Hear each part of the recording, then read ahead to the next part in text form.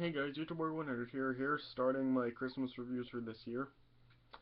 And I'm going to be starting off by reviewing It's a Wonderful Life. So I actually just watched this movie for the very first time. Yeah, I had never seen this movie before. Or yeah, and so, yeah, this was a really good movie. Yeah, so, yeah, I mean, like, growing up, I didn't even know that this was the movie that was being shown with the foreign language dubs that was being watched by the family in the first two Home Alone movies. Yeah, I didn't even know that this was that movie. I just recently found that out. But yeah, this was really good.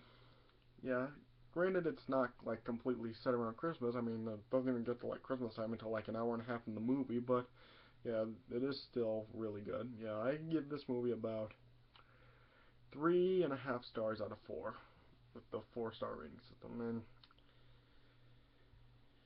And so, yeah, just, yeah, not really much I can say about it other than it's a really good movie. So, yeah, let me just get into review, alright? So, it opens up with just kind of weird, us hearing prayers,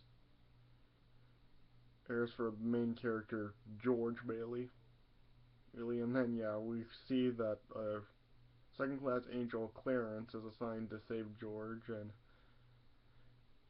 then, yeah, Clarence's superior, Joseph, is showing flashbacks of George's life, and yeah, it starts in 1919 when George was only 12 and he saved his younger brother, Harry, who had fallen through ice on a frozen pond, and then, while saving him, like, George lost hearing in his left ear, yeah. And then, yeah, later on, George is then working at a pharmacy, see, and yeah, there's his boss, Mr. Gower, and then yeah, as he's working, yeah, as he's working, then Mr. Gower then is starting to like act really like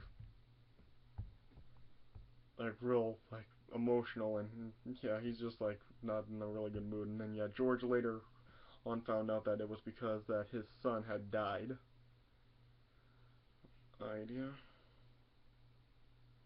And then he saw that he had mistakenly filled the prescription with poison, a child's prescription with poison, and then yeah, George ended up saving him from inadvertently killing that child, yeah. And then yeah, later on, like Mr. Gower is like trying to like slap. He's like really getting after George, and he is actually starting to slap him. And then yeah, George gave Mr. Gower something to like calm him down, yeah. And then it shows even later on in the future when George is growing up, and yeah, Harry is starting to graduate from and then yeah, yeah, George had been in is attending college at this point, yeah. And then yeah, at Harry's graduation party or whatever, where George is discussing his future with an old friend Mary who had a crush on George before, yeah. And then George's uncle Bilius told him that his father later on told George that his father had actually suffered a stroke and that he ended up dying. Yeah. And then yeah, George then ended up giving up his summer plans to stay in Bedford Falls and yeah, just sort out the affairs. And then a few months later, or Henry Potter, who's like he's like a rich and not rich and yeah, he's just like the typical like rich asshole in every movie, yeah. And he's a member of the Building and Loan Association, yeah. Yeah, yeah. Also, there's a meeting going on with George and all the board members. There's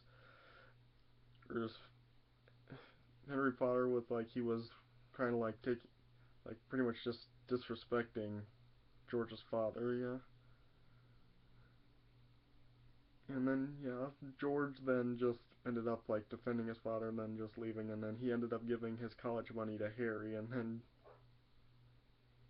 yeah, George then was just delaying his plans, being saying that Harry will take over upon his graduation. And then later on, when Harry graduated from college, he had a wife, and her father had offered Harry a job. And then, yeah, Harry just was vowing to decline that offer from respect from George, and George just couldn't deny Harry had an opportunity, and he decided to just keep running the building and loan association. And then, yeah, George then ended up calling on Marion. Yeah, George ended up going to Mary's house, and then, yeah, they were just starting to talk, and then, yeah, Mary's mother then eventually came up to them, and then, yeah, George and Mary just ended up, like, sort of like, it was starting to like them having an exchange of words, and then George ended up leaving, and then, yeah, but then they eventually then and reveal like love for each other, and then they ended up marrying each other. And then as they were leaving for their honeymoon, there was the building and loan. It was kind of like in a danger of like going down. And yeah, George and Mary, they were like in panic of using $2,000 that they set for their honeymoon to satisfy the needs for the business. Yeah. And then, yeah, they then had some help from George's friends, Bert, who was a policeman, and Ernie, who was a cab driver. And then they just wanted to create like a tropical setting for a substitute honeymoon, and then, yeah, they ended up staying at some kind of like made like a honeymoon suite or something, and then, yeah, they were embracing each other while Ernie and Bert were kind of like just like singing outside in the background. Yeah. And yeah, George actually ended up never leaving Bedford Falls, but he did start like a Bailey Park, which was kind of just like an affordable housing project. And then, yeah, later on, Potter was then Henry Potter. I was saying Harry Potter. What? Yeah, it's Henry. Henry Potter was kind of like trying to like come up with an offer with George to offer him to hire him away, and he was actually offering him a $20,000 salary, along with some business trips to Europe, which was something that George was always wanting. George was telling Potter that he was going to think about it, but then kind of realized that Potter was actually wanting to close down the building and loan company, and then, yeah, George then turned down the offer. He said no, and he took full control of Bedford Falls. And then later on, it showed George and Mary then ending up having four children. Yeah, their names were Pete, Janie, Tommy, and Zuzu. Then it was just showing stuff from like World War II, and George wasn't able to enlist anything because of his bad ear. And Harry ended up becoming like a Navy flyer there. And then, yeah, it turned out finally ended up being Christmas Eve morning, and the town was preparing for like a hero's welcome for Harry. And then Uncle Billy was about to head to Potter's Bank for an $8,000 deposit for the building and loan cash funds. And and yeah, and then Henry A. Potter. At this point, he had a newspaper that reported Harry's heroics. And then, yeah, he was just taunting Uncle Billy by reading all the headlines aloud. But and then, yeah, Henry then ended up snatching away the paper along with the money inside of it. And he noticed, and then once Potter opened up the newspaper, he saw the money, and then he kept it, and he knew, because he knew that the loss of the money would result in the bankruptcy for the Building and Loan Association. And then, yeah, he then later on eventually starts making criminal charges for George. Yeah, then George tried to look for the money himself, and Uncle Billy couldn't remember what happened with it, and then, yeah, that ended up making George real devastated and angry, and then, yeah, he just ended up, like, letting out his frustrations on Mary and the kids. It's, yeah, yeah, just like he was yelling at them and he was destroying stuff and all. Oh, yeah.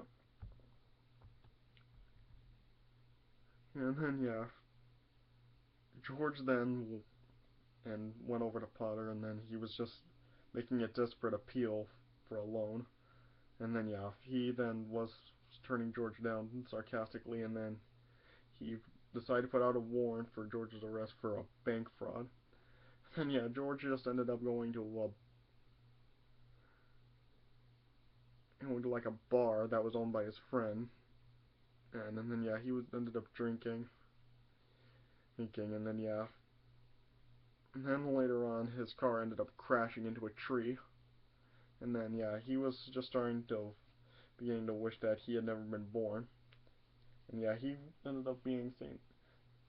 He was standing on a bridge. He was about to leap over and jump in, but then Clarence, who was the angel, he jumped into the water and he was just pretending to drown. And then yeah, George ended up jumping into the water himself and rescuing him. And then yeah, eventually, Clarence then revealed himself as George's guardian angel, and George wasn't believing him. And then yeah, Clarence then ended up showing George what the town would have been like if he was never born, and it was just showing like his car was gone from the tree, and then yeah, he just didn't exist. Nobody remembered him at all. And then yeah, he eventually went over to Mary, and yeah, obviously Mary wasn't his wife, and yeah, she just didn't had no idea who he was. Nobody did. And yeah, and then yeah, Mr. Gower then ended up being sent to prison for poisoning that child. And yeah, his friend didn't own the bar. Instead, his brother did. His friend's brother owned it. Yeah, not talking about Harry. Yeah. And yeah, the bar just ended up being ran in a reckless manner. Like, yeah, all George's friends were just, yeah, they were just like not the people that he knew. Yeah, and then yeah, Harry ended up being dead, and because George wasn't there to save him from drowning. Yeah, and then yeah, George then eventually just went back over to the bridge and just was begging for his life to be back again. And then yeah, prayer got answered, and yeah, his all his friends remembered who he was, and then he ran back home, and yeah, yeah, Mary was there with all of their children. Yeah, all his friends came back, and yeah, Mary was there, Uncle Billy was there, and yeah, all the people was there, and even Harry came also to support him. I mean, yeah, and everyone like brought money for the,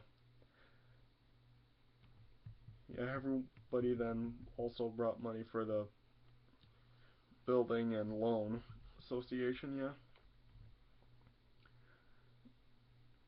yeah, they all brought enough donation to save George and building and loan. Yeah,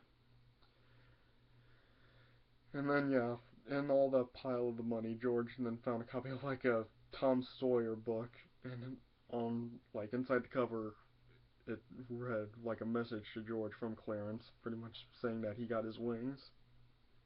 He's in the Then there was a bell ringing on the Christmas tree, and yeah, Zuzu then said that it means an angel just earned his wings when a bell rings like that. Yeah. And then George, everyone was just singing Christmas carols, and then yeah, that's how the movie ended. So yeah, 3.5 stars out of 4. Like I said, yeah, really, really good movie right here. So yeah, alright, so that does it for my review of It's a Wonderful Life. I hope you guys enjoyed this review, and so yeah, stay tuned for more Christmas reviews coming up this year. So yeah, thanks for watching, and I'll see you guys later.